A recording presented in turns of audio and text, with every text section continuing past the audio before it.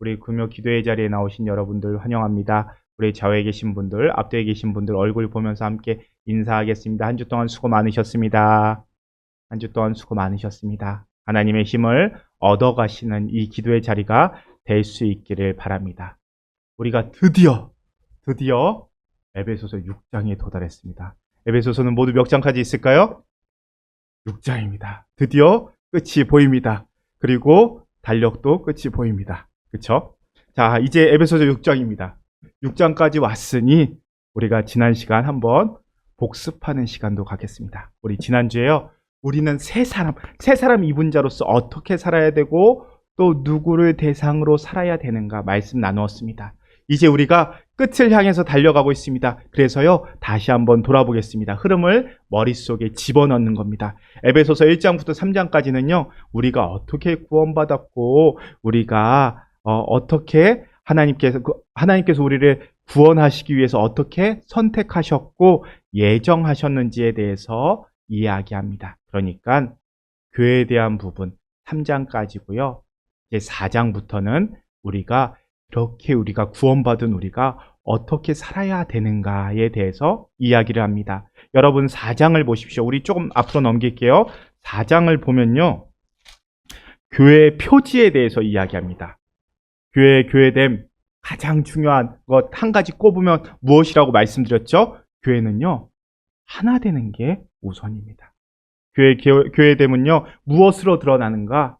하나됨으로 드러난다. 우리가 살펴봤죠? 그래서 하나됨의 덕목이 2절부터 나오게 됩니다. 4장 2절 3절 말씀 오랜만에 다시 한번 읽도록 하겠습니다. 2절 3절입니다. 모든 겸손과 온유로 하고 오래 참음으로 사랑 가운데서 서로 용납하고 평안에 매는 줄로 성령이 하나 되게 하신 것을 힘써 지키라. 교회 하나됨, 그것을 지키기 위해서 이 5가지 덕목이 있어야 됩니다. 교회가 틀렸다, 교회가 잘못됐다라고 말하기 전에 내가 이 하나됨의 덕목이 있는가, 나한테 있는가, 그 5가지 덕목 뭡니까? 겸손과 온유와 오래 참음과 용납하는 것과 평안에 매는 줄, 이 5가지 덕목이 나에게 있는가, 이것을 먼저 살펴봐야 된다, 돌아봐야 된다 말씀드렸습니다.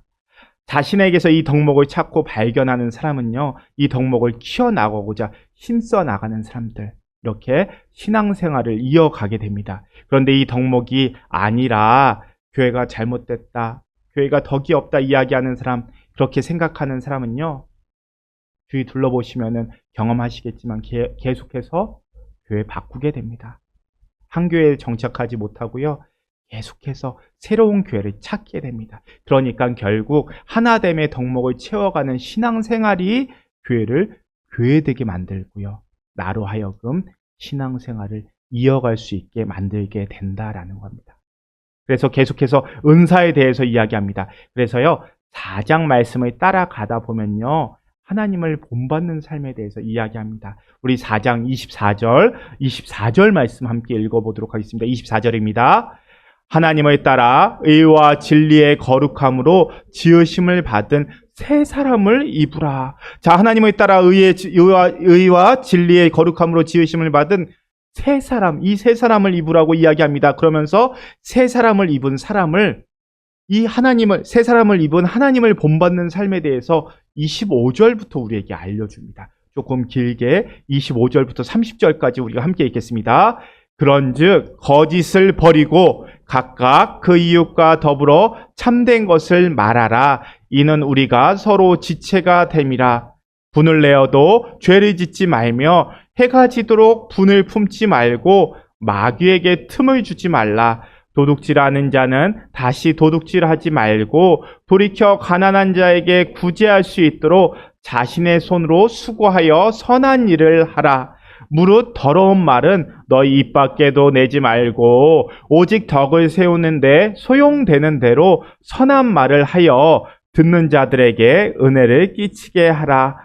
하나님의 성령을 근심하게 하지 말라. 그 안에서 너희가 구원의 날까지 인치심을 받았느니라. 자, 분을 내어도요, 해가 지도록 분을 품지 말고 마귀에게 틈을 주지 말라고 이야기합니다. 그리고 더러운 말은 입 밖에도 내지 말라. 성령을 근심하게 하지 말라 말씀하십니다. 뿐만 아닙니다. 우리 32절도 함께 읽겠습니다. 32절입니다. 서로 친절하게 하며 불쌍히 여기며 서로 용서하기를 하나님이 그리스도 안에서 서로 용서하심 같이 하라. 자, 서로 친절하게 하고 불쌍히 여기라고 이야기하십니다. 그리고 5장으로 넘어가면요. 우리 5장 3절 말씀도 함께 읽겠습니다. 3절입니다. 음행과 온갖 더러운 것과 탐욕은 너희 중에서 그 이름조차도 부르지 말라. 이는 성도에게 마땅한 바니라. 음행과 더러운 것은 너희 입 밖에도 내지 말라 이야기하죠.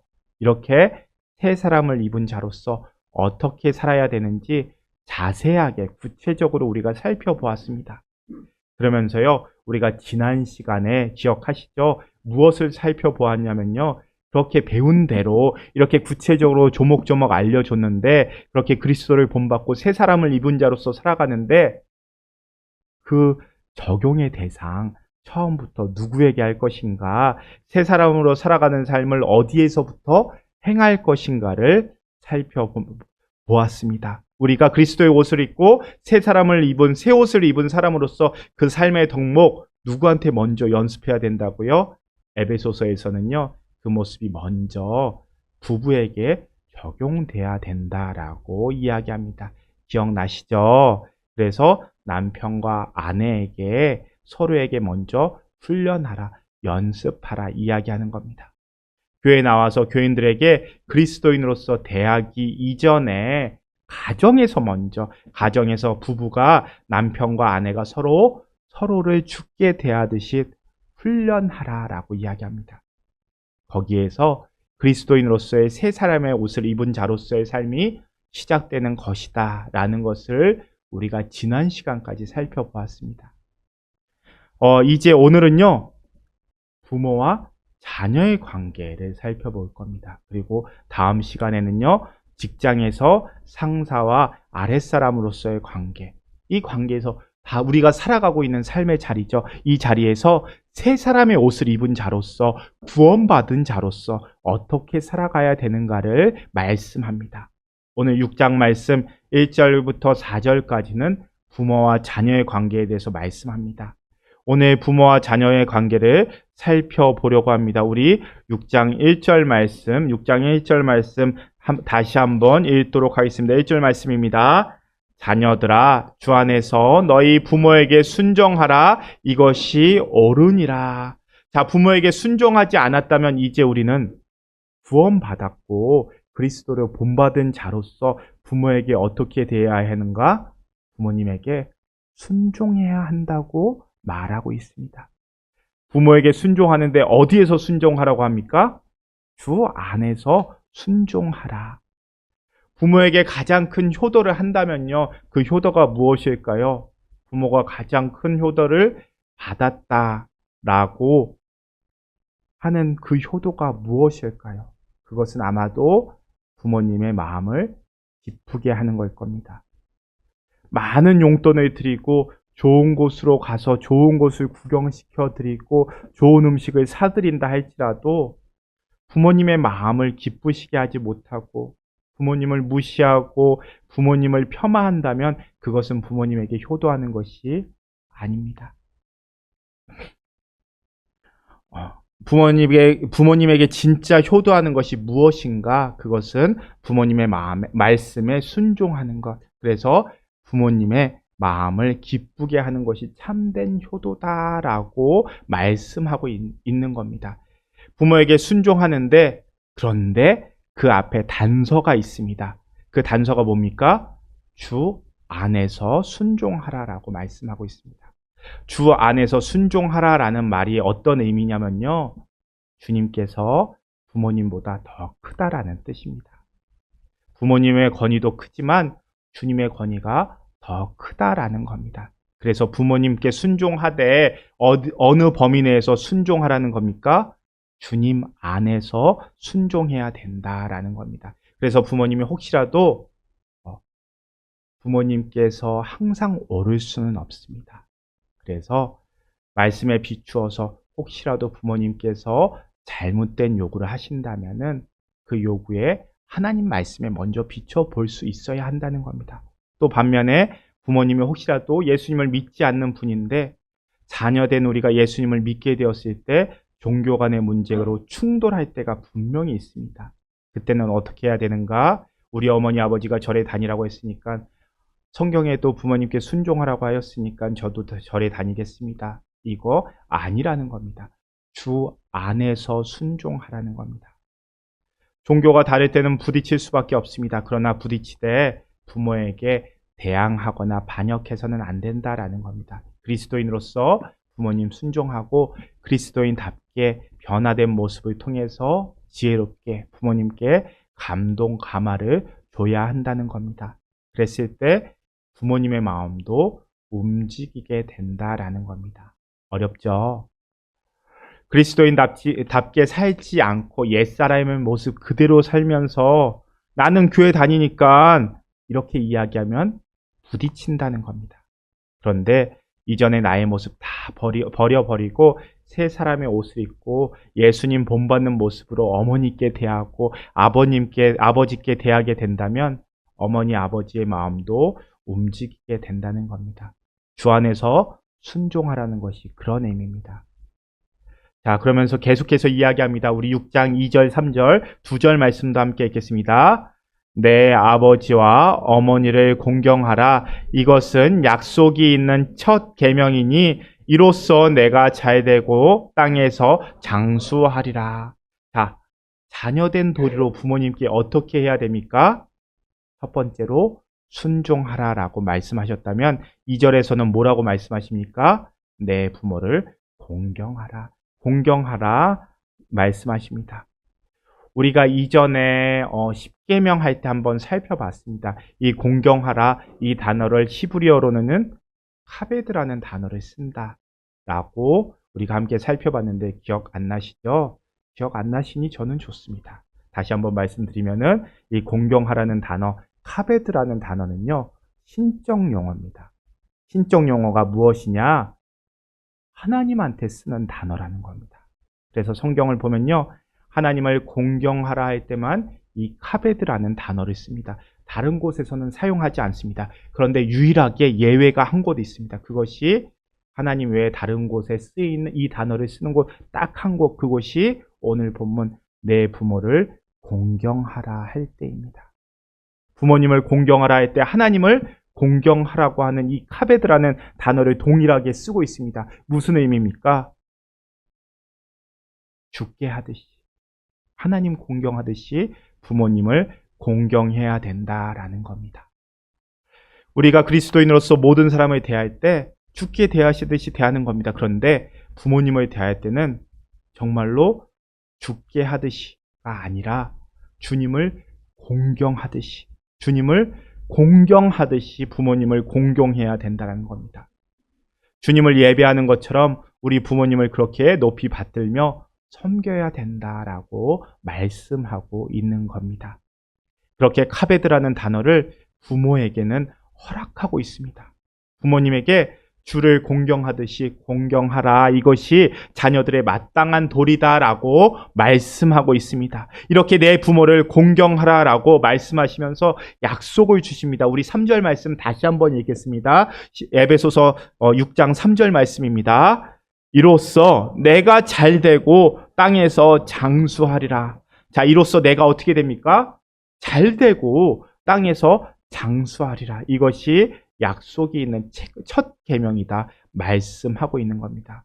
이게 무슨 의미입니까? 우리 10계명 중에서 제5계명이 부모를 공경하라는 계명입니다. 그런데 10계명은 말 그대로 10가지 계명, 명령이죠. 명령이 무엇입니까? 그냥 시키면 하는 겁니다. 시키는 겁니다. 하나님께서 하나님의 권위로 우리에게 시키는 겁니다. 그래서 우리가 꼭 지켜야 합니다. 도둑질하지 말라, 간음하지 말라, 살인하지 말라, 거짓 증언하지 말라, 안식일 지켜라 명령입니다. 그런데 유일하게 부모를 공경하라는 이 명령에는요 약속이 붙어 있습니다. 약속이 붙어 있다는 말이 뭡니까? 그냥 일반적인 명령이 아니라 이것을 너희가 지키면 하나님께서 이런 복을 너에게 줄 것이다. 그러니까 명령보다 하나님이 주신 축복이 이어지는 그 계명이 바로 부모를 공경하라는 계명입니다. 그런데 그러면 우리에게 어떤 약속, 어떤 축복 주시는가? 우리 3절 말씀 다시 한번 읽겠습니다. 3절 말씀입니다. 이로써 내가 잘되고 땅에서 장수하리라. 자, 내가 잘된다. 하나님께서 우리에게 주시는 첫 번째 축복이 무엇입니까? 잘 된다는 겁니다. 하는 일마다 잘 되고, 만나는 사람마다 좋은 사람을 만나게 되고, 계획하는 일마다 형통하게 될 것이다. 라는 약속을 하나님께서 주십니다. 그리고 두 번째 복은 어떤 복을 주십니까? 땅에서 장수하리라. 오래 사는 복을 주신다는 겁니다. 그런데 그냥 장수가 아닙니다. 형통과 장수가 함께 가는 겁니다. 하는 일마다 안 되고 늘 실패하고 몸에 병이 들고 힘든 상황에서 장수하는 것, 이거는 복이 아닙니다. 그런데 하는 일마다 잘 되면서 장수하는 것, 이 땅에 살아가는 우리 모두가 바라는 기도 제목이 이것 아니겠습니까? 하는 일마다 잘 되는 것, 그리고 하나님이 주신 축복 가운데서 장수하는 것, 그것을 어떻게 할 때 주신다고요? 부모를 공경하는 자들에게 주실 것이다 라고 약속하고 있는 겁니다. 사랑하는 성도 여러분, 성도에게 효도라고 하는 것은요, 인간의 윤리가 아니라 신앙이다 라고 에베소서가 말하고 있는 겁니다. 너희 부모님에게 효도하는 것은 인간의 윤리가 아니라 도덕적으로 해야 될 일이 아니라 신앙이다. 하나님의 명령이다. 죽게 하듯이 하는 거다. 하나님 대하듯이 부모에게 대하라. 하나님을 공경하듯 부모를 공경하라. 그것이 바로 너희가 이 땅에 살아가는 동안에 약속이 있고 그 약속이 이루어가는 하나님의 축복을 누리는 방법이다라고 말씀하고 있는 겁니다. 여러분들의 부모님이 살아계시다면 살아계시는 동안에 효도할 수 있기를 바랍니다. 부모님을 기쁘시게 하고 부모님의 마음을 흡족하게 하고 또 그로 말미암아 부모님을 주신 하나님을 기쁘시게 하는 우리들이 이 가정 한 가정이 하나님께 복을 받는 믿음의 가정이 되기를 주님의 이름으로 축원합니다.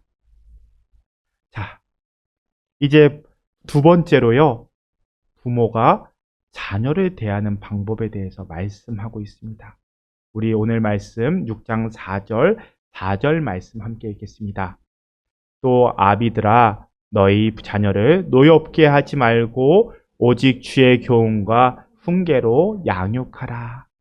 자, 부모가 자녀를 어떻게 대하여야 하는가? 아비들아 너희 자녀를 노엽게 하지 말라 이야기합니다. 부모에게 하시는 말씀이지만 구체적으로 누구를 지칭하고 이야기합니까? 아버지들에게 하시는 말씀입니다. 자녀를 양육하는 책임이 누구에게 있냐? 아버지에게 있다는 겁니다. 교훈과 훈계로 양육할 책임이 아버지에게 있다. 그래서 이것은 유대인들의 전통입니다.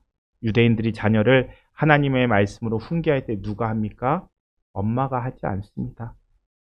유대인들은 목의 전통입니다. 그런데 자녀를 양육할 때, 훈계할 때 그 책임을 아버지에게 둡니다. 그래서 아버지의 양육 방법이 전통적으로 내려오는 방법이 두 가지가 있다고 전해집니다.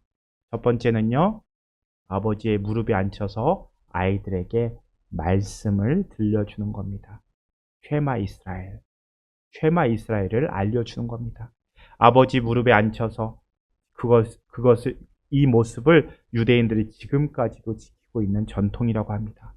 두 번째는요, 식사 시간을 통해서 자녀들에게 신앙 교육을 시키는 겁니다. 이것도 아버지가 담당합니다. 이 두 가지 전통을 지금도 지키고 있다고 합니다. 그래서 유대인들이 나라를 잃고 땅을 잃고 디아스포라의 삶을 살아도 아직도 토라를 외우고 하나님의 말씀을 잊어버리지 않는 이유, 여기에서 출발합니다. 그러니까 아버지들이 하나님의 말씀으로 자녀를 교훈과 훈계로 양육해야 합니다.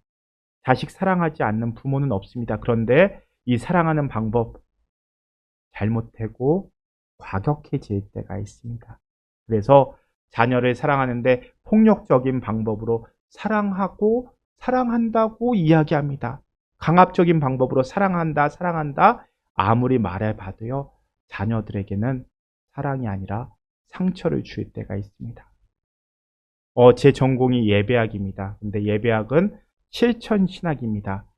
그러니까 쉽게 얘기해서 순수과학이 있고 응용과학이 있죠. 그것처럼 응용학문 쪽입니다.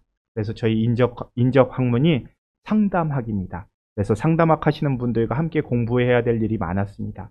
그렇게 함께 공부하는 가운데 법원에서 이제 재활의 목적으로 아이들을 상담하는 분들이 계셨습니다. 쉽게 얘기해서 법원에서 처벌을 받은 가해자들을 갱생시키기 위하여 그 아이들에게 의무적으로 너는 상담 선생님을 몇 시간 만나야 된다 명령합니다. 그 일을 하시는 분들을 만나서 이야기 나눈 일들이 있습니다. 그 상담사 분들이요, 상담을 하면서 가해 학생들, 그러니까 가출해서 나쁜 일을 하는 경우, 그래서 가출해서 범죄를 저지르는 일들이 많다고 합니다. 그런데 상담사들이 한결같이 하는 이야기가 아이들의 가출의 원인은 부모라고 합니다. 가정 환경이 안 좋아서 가출했다? 아니랍니다. 가정 환경이 안 좋아도 잡아주는 어른이 있다면 아이들 가출 안 한답니다. 상담사들이 한결같이 이야기합니다. 아이들 가출은요, 부모와의 관계입니다. 아버지의 폭언 때문에 나를 이해해주지 않고 나를 함부로 대하고 너 같은 자식 필요 없다라고 하는 그 말 한마디 때문에 아이들이 가출을 한다고 합니다. 부모에게 말로 상처받고 또 말하지 않는 것, 무관심으로 상처를 받습니다. 그 상처를 이겨내지 못하고 뛰쳐나와서 범죄를 저지르고 비행 청소년들이 되고 결국 그 아이들이 이렇게 법원까지 오게 된다는 겁니다. 그래서 4절을 보면요, 뭐라고 이야기합니까? 우리 4절 말씀 다시 한번 읽어볼까요? 또 아비들아, 너희 자녀를 노엽게 하지 말고 오직 주의 교훈과 훈계로 양육하라. 너희 자녀를 노엽게 하지 말라. 자녀의 마음에 화가 쌓이고 그 화가 방출되지 못하고 아픔이 되고 마음에 쓴 뿌리가 되게 하지 말라는 겁니다. 그래서 아이들이 어떤 모습에서 상처를 입고 4절의 말씀처럼 노여워하는가? 이 부분 제가 전에 있던 교회에서 목사님이 하시는 설교에서 3가지 모습으로 설명하는 것을 듣고 저도 적어놨다가 오늘 함께 나누려고 합니다. 자, 이 목사님께서 설명하신 모습 3가지 중 첫 번째는요, 강요하고 강압할 때 아이들이 노여워한답니다. 어린아이들도 자세히 설명하면요, 알아듣습니다. 그런데 설명하지 않고 설득하지 않고 강압이나 강요로 이야기하면요, 그렇게 아이들을 누를 때 아이들은 상처 입게 된답니다. 아이들이 그렇게 상처를 입으면 그 마음속에 어떤 마음을 품게 되느냐? 나중에 내가 힘이 생기면 그때는 다시 한번 두고 보자. 내가 아빠보다 힘이 더 세지면 이런 마음을 품게 됩니다. 지금이야 힘이 없어서 억압되고 눌려서 당하지만 이 아이들이 사춘기가 오고 아버지보다 키가 크게 될 때, 그러니까 부모에게 맞설 힘이 생기게 될 때 그 억압된 감정들이 폭발하게 됩니다. 생각해 보면요, 저도 어릴 적에 어느 순간 이제 나도 아버지보다 힘이 세졌는데 아버지를 이길 수 있을 것 같은데 라는 생각이 들었을 때가 있습니다. 그때 저에게 노여움이 있었다면 폭발했겠죠. 그리고 제 아들도 마찬가지일 겁니다. 그때 아이의 마음에 노여움이 쌓여 있다면 아버지에게, 어머니에게 목소리를 크게 내고 대들게 될 겁니다. 그리고 그렇게 해도 자신의 모습이 변하지 않는다는 것을 알게 되면서 반항을 하고 가출도 하게 됩니다. 자녀가 어릴 때야, 힘으로 누를 수 있을 때야 아무 일이 없는 것처럼 보입니다. 그렇게 보일 뿐입니다. 하지만 아이가 힘이 생기게 되고 그 힘이 폭발하고 충돌, 하게 됩니다. 그렇게 아이의 마음에 분노가 쌓이고 쓴뿌리가 생기게 된다라고 설명하셨습니다. 그리고 두 번째는요, 아이가 억울함을 당할 때 아이들의 마음에 분노가 쌓이게 됩니다. 우리 아이들 키우다 보면 갑자기 화를 낼 때가 있습니다. 그때가 언제냐? 억울할 때입니다. 믿어주지 않을 때, 의심받을 때, 그렇게 억울한 일을 당할 때, 그때 상황을 설명할 시간도 주지 않고 다그칠 때, 내 잘못이다 결론 내어 버릴 때 아이의 마음에는 억울함이 남게 됩니다. 억울한 마음이 남게 되면 결국 이것이 무엇으로 연결됩니까? 부모에 대한 믿음이 어그러지게 됩니다. 내 말을 믿어주지 않는 부모에게 내가 왜 믿음에 부응해야 되고 신뢰를 구축해야 하겠습니까? 어릴 때야 그래도 부모의 믿음에 부응해야지 내가 살 수 있으니까 어떻게든 따라가겠지만 어느 정도 크고 나면 신뢰가 무너진 그 마음에 부모에게 믿음을 줄 필요가 있을까요? 억울함은 계속 억울함을 낳게 됩니다. 네가 그렇지 라는 말이 우리 아버지가 그렇지 라는 말로 이어지게 됩니다. 자, 그리고 세 번째는요, 차별입니다. 제 이전 세대는요, 자녀가 많았습니다. 여기 계신 분들 중에서 형제가 많으신 분들도 있을 겁니다. 저 때는 아들, 딸 구별 말고 하나만 낳아 잘 키우자라는 운동을 했을 때입니다. 그런데 저희 이전 세대는 형제가 많으시죠. 그래서 제 이전 세대는요, 남자와 여자, 그리고 장남과 장남이 아닌 자들에 대한 차별이 심했습니다. 전쟁 이후 세대들이 많은 것을 갖지 못했는데 자신의 것을 누구에게 물려주느냐? 결국 내 제사 누가 지내주느냐?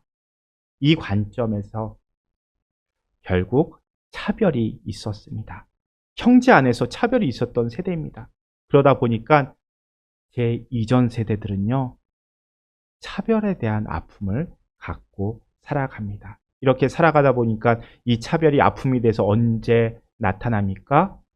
부모님 모실 때요. 야, 네가 형이 나보다 더 많이 받았잖아. 서로가 부모님을 모시는 문제로 싸웁니다.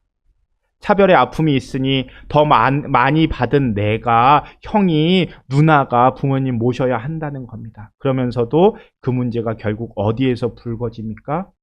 유산 문제입니다. 결국 부모님 빈소에서 유산 문제로 싸우고 그 유산 문제가 결국 형제끼리 다투고 갈라지게 만듭니다. 이 문제 어디서 온 겁니까? 어릴 적 받았던 차별. 그 차별이 해결되지 않고 계속해서 형제의 관계 속에서 남아서 드러나게 됩니다. 반면에 저희 세대는요, 자녀가 많지 않았습니다. 형제가 많지 않았습니다. 한 가정에 자녀가 하나 또는 둘인 세대입니다. 그러다 보니까 그 자녀에게 부모들이 집중합니다. 나는 못 배웠지만 내 자녀는 좋은 교육 받고 남들보다 더 잘 살기를 바라던 세대입니다.